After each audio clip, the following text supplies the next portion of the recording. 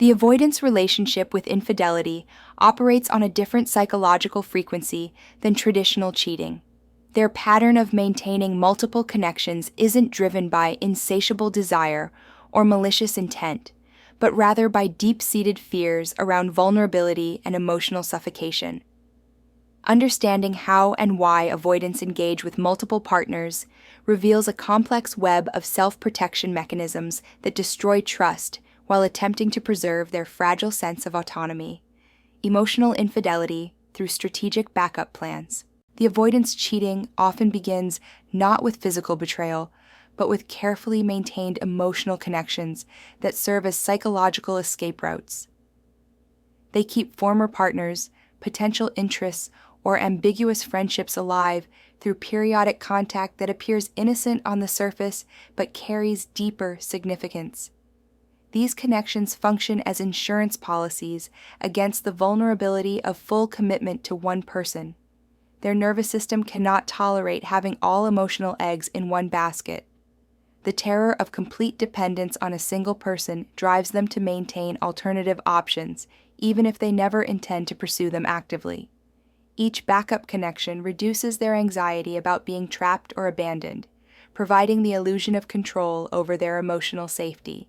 This behavior reveals itself through their resistance to full transparency, their defensive reactions when questioned about certain contacts, and their minimization of connections that clearly carry emotional weight. They convince themselves these relationships are harmless because they're not overtly romantic, but the emotional energy invested in maintaining them constitutes a form of betrayal nonetheless. Compartmentalization as protection from intimacy. The second pattern involves the avoidant's sophisticated ability to compartmentalize different people into separate emotional categories, preventing any single person from getting too close to their authentic self. They might have one partner who meets physical needs, another who provides intellectual stimulation, and another who offers emotional validation, distributing their vulnerability across multiple people rather than risking it all with one. This fragmentation serves a crucial psychological function. By ensuring no one person sees their complete self, they maintain the protective distance their nervous system demands. Each person receives a carefully curated version of them, preventing the terrifying exposure of being fully known by anyone. Their psychology rationalizes this behavior as healthy independence rather than recognizing it as fragmented intimacy. They tell themselves they're simply maintaining diverse connections, but in reality, they're preventing the depth of relationship their primary partner believes they share. The rush of pursuit, without commitment. The third dimension involves their attraction to the emotional high of new connections that require no vulnerability or obligation. The avoidant finds themselves drawn to flirtations, new interests, or ambiguous situations that provide excitement without the pressure of established relationship expectations. These pursuits offer everything their nervous system craves: validation, attention, desire, without the suffocating aspects they associate with committed intimacy.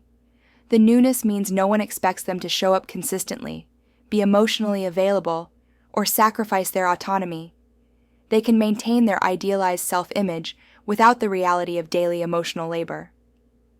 This pattern often intensifies when their primary relationship deepens or demands more vulnerability. The closer someone gets, the stronger their urge to seek connection elsewhere.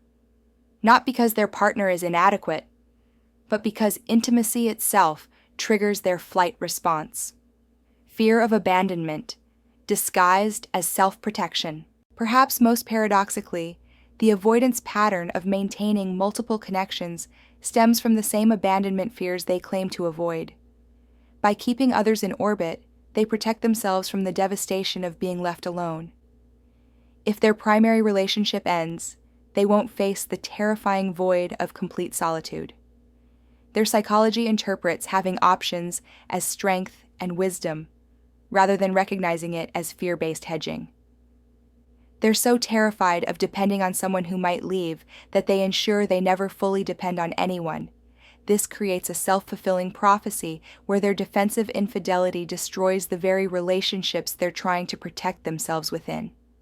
The cost of fragmented loyalty. Ultimately, the avoidance pattern of keeping multiple connections alive prevents them from experiencing the depth, security, and transformative power of genuine commitment.